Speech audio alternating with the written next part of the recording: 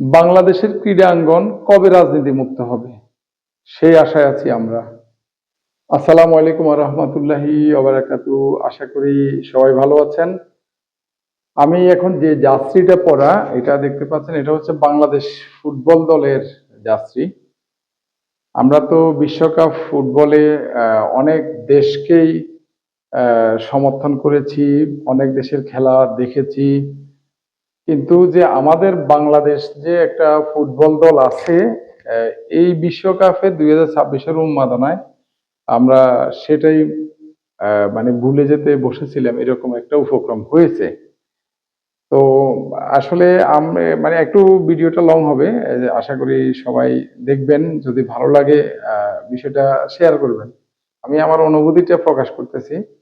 এই যাত্রীটা গতকালকে আমি গিফট পেয়েছি আমার ভাই থেকে, অর্থাৎ আমার ভাই সাইফুল থেকে এটা আমি গিফট পেয়েছি।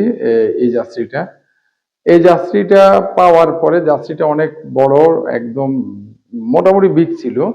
তো এটাকে আমি আজকে মোটামুটি একটু হালকা পাতলা সাইজ করে আমি আমার ব্যবহার উপযোগী করে নিয়ে আসছি। আর সেটা নিয়ে আসছি কেন, যে এটা এই পতাকাটা এই পতাকা এই পতাকাটার কারণেই আমি এটাকে নিয়ে আসছি।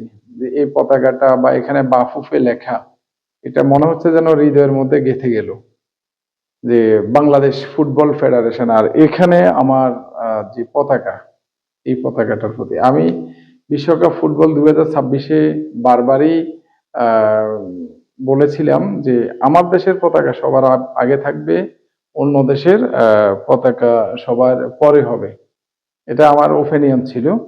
কারণ আমার দেশের পতাকার মর্যাদা, মান, সম্মান রক্ষা করার দায়িত্ব হচ্ছে আমাদের বা আমার।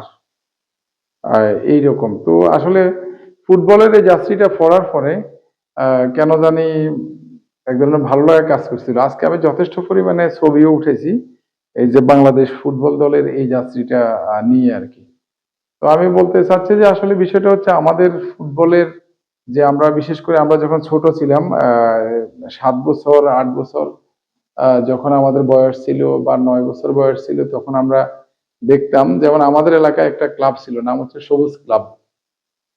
দেখতাম যে তখন এই ফুটবল আসরটা দেখার জন্য চতুর্পাশের বিভিন্ন ইউনিয়ন থেকে মানুষজন আসতো। বিকেল বেলা কয়টা খেলা হবে, বিষ্ণুপুর হাই স্কুল মাঠে বিকেল 4টায়। এই যে খেলা দেখার জন্য মানে উন্মাদনা, আন্তরিকতা, এটা মনে হয় এখন একদমই নেই। এর মধ্যে আমাদের দেশে দুইটা ক্লাব যেটা খুব পরিচিত, আবহানী এবং কি মোহামেডান। কিন্তু দলীয় প্রভাব বিস্তার করতে গিয়ে এই দুই দলের এখন আর আবহানী আর মোহামেডান নেই বললেই চলে। আগে আবহানী আর মোহামেডানের খেলা মানে মনে হচ্ছে যেন আমাদের বাংলাদেশে কোনো একটা বিশ্বকাপ হচ্ছে। তো এই যে খেলাটা, ফুটবল খেলাটা গ্রাম থেকে হারিয়ে যাচ্ছে। আগে গ্রাম থেকে ফুটবল খেলে যোগ্যতা অর্জন করে আপনার ইয়েতে যেত, জাতীয় পর্যায়ে খেলতো। এই যে ফুটবলের নান্দনিকতা আমাদের দেশে এখন নাই। আমাদের দেশে যারা আসলাম, তারপরে বিভিন্ন রকম খেলোয়াড়, আমি অনেকের নাম জানিও না, যারা খেলতেন ওই খেলা, অর্থাৎ খেলার মধ্যে যদি রাজনীতি না থাকতো, বাংলাদেশও হয়তো এইবারের বিশ্বকাপে বা এর আগের বিশ্বকাপের আসরগুলোতে অংশগ্রহণ করতো। আমাদের দেশে এই খেলাটা ধ্বংসের জন্য দায়ী হচ্ছে রাজনীতিবিদেরা। খেলার মধ্যে রাজনীতি ঢুকাটাই আমাদের দেশের জন্য মহা সমস্যা। কারণ ওই যে ক্ষমতায় আসবে, ক্রিকেট বোর্ডের সভাপতি দিবে ওই যে দলীয় লোক, ফুটবলের সভাপতি দিবে দলীয় লোক, আওয়ামী লীগ আসলেও করবে এটা, বিএনপি আসলেও করবে এটা, জামাত তো এখনো ক্ষমতা আসে না, বাকিটা জানি না। তো এইরকম হচ্ছে অবস্থা, অর্থাৎ দলীয়করণের কারণে বাংলাদেশের খেলা সংস্কৃতি ধ্বংসের পথে। তো এই বিষয়গুলো আসলে যে মানে আমি একজন ক্ষুদ্র ফুটবল ভক্ত। দেখেন এই যাত্রীটা যখন কালকে আমি গিফট পেয়েছি আমার ভাই থেকে, আমি এটাকে নিয়ে আজকে পুরো দিনে আমার অ্যানালাইসিস, এবং কি দেখতে পাবেন যে আমার ফেসবুকে আমি ভিডিও পোস্ট করব মানে এটা নিয়ে। তো আসলে এটা এই যে এই পতাকাটার জন্য আমাদের দেশে অনেক মানুষ জীবন দিয়েছে এই পতাকাটার মান রক্ষা করার জন্য, কিন্তু ফুটবল, ক্রিকেট যাই বলেন, খেলার মধ্যে দলীয়করণ যখন ঢুকে গেছে, তখন আমাদের দেশে ক্রীড়া সংস্কৃতিটা শেষ। তো এখন আওয়ামী লীগ বলেন, বিএনপি বলেন, যাই বলেন, সেম একই অবস্থা। এই যে যোগ্য কোনো লোককে বিসিবির দায়িত্ব দেওয়া হয় না, ফুটবল খেলার বাফুফের দায়িত্ব দেওয়া হয় না, যোগ্য কোনো লোককে দেওয়া হয় না। এই যে মনে করেন দলীয় গুলো আসলে বাস ওদেরকে ওইভাবে ক্যারি করা হয়। দলীয় লোকগুলা বাফুফের সভাপতি হয়, দলীয় লোকগুলা বিসিবির সভাপতি হয়। তো এখন পক্ষপাতিত্বমূল্য আচরণ, আর এক ধরনের ক্রীড়ার উপর মনে হচ্ছে যেন যে সরকার আসে তারা একটা স্টিম রোলার চালায়। এই যে বাংলাদেশ মানে কোন দিকে কম আছে? ভালো ভালো ফুটবল প্লেয়ার এখনো আহ, দেশে পড়ে আছে, ভালো ভালো তৃণমূলে বহু ফুটবল প্লেয়ার পড়ে আছে, কিন্তু বাফুফে কি করে আল্লাহ জানে। মানে বাফুফে কি ঘুমায়? আমার তো প্রশ্নটা এই জায়গায়, আমার কাছে মনে হচ্ছে যেন বাফুফে ঘুমাচ্ছে, ফুটবলের নান্দনিকতা হারিয়ে বাফুফ ঘুমাচ্ছে, আমার কাছে এইরকমই মনে হচ্ছে।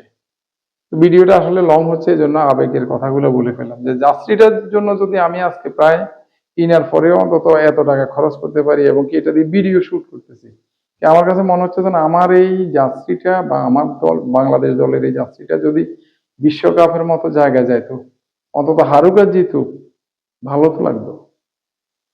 তো আসলে যারা সরকারের ঊর্ধ্বতন কর্তৃপক্ষ আছেন এদের কাছে আহ্বান করব, যে সরকারি আসেন না কেন অন্তত ক্রীড়া সংস্কৃতি এগুলাকে একটু দয়া করে দলের ঊর্ধ্বে রাখেন। এখানে দলীয় কোনো লোক নিয়োগ না দেওয়ার অনুরোধ রইল, যাচাই বাছাই করে যারা খেলোয়াড় আছেন এদেরকে দেওয়ার জন্য অনুরোধ রইল।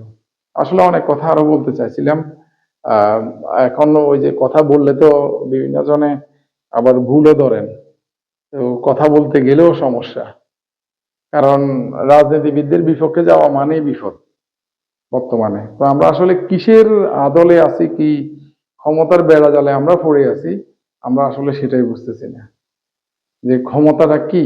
ক্ষমতা মনে হচ্ছে যেন কি একটা, প্রত্যেকটা জায়গায় খেলার প্রত্যেকটা জায়গায় মানে এই অবস্থা, শুধু খেলা না সব জায়গায়। আসলে যাত্রীটা মানে খুব আবেগ, এই পতাকাটা যদি বিশ্ব মঞ্চে ফুটবল মঞ্চে যায় এটা ভালো লাগার বিষয়, আমরা সাধারণ নাগরিক হিসেবে এটা আশা করতে পারি। আর যারা দেশ চালান, রাষ্ট্র চালান, তাদের কাছে অনুরোধ, দয়া করে ক্রীড়াটাকে অন্তত রাজনীতি মুক্ত রাখেন প্লিজ। এই যে বিশ্বকাপে এতগুলা দল ফুটবল খেললো, আমরা কেন অন্য দল সাপোর্ট করতে যাব? আমরাও তো পারতাম, আমরাও তো মন চাই আমার বাংলাদেশ এখানে প্রতিনিধিত্ব করবে, জামাল ভুঁইয়ার মতো লোকেরা এখানে খেলবে। তো আসলে কোন জায়গায় যা দাঁড়াইছে? আসলে মাঝে মধ্যে কিছু যখন আসে তখন বলি আর কি, এই কথাগুলা বলি বলি ভালো লাগে বলি। তো যাই হোক, বাংলাদেশ ফুটবলের সেই সোনালী দিন আবারও ফিরে আসুক, আর রাজনীতি এবং কি রাহু মুক্ত হোক ক্রীড়াঙ্গন, সেই শুভকামনায় ভালো থাকবেন সবাই। আল্লাহ হাফেজ, আসসালামু আলাইকুম।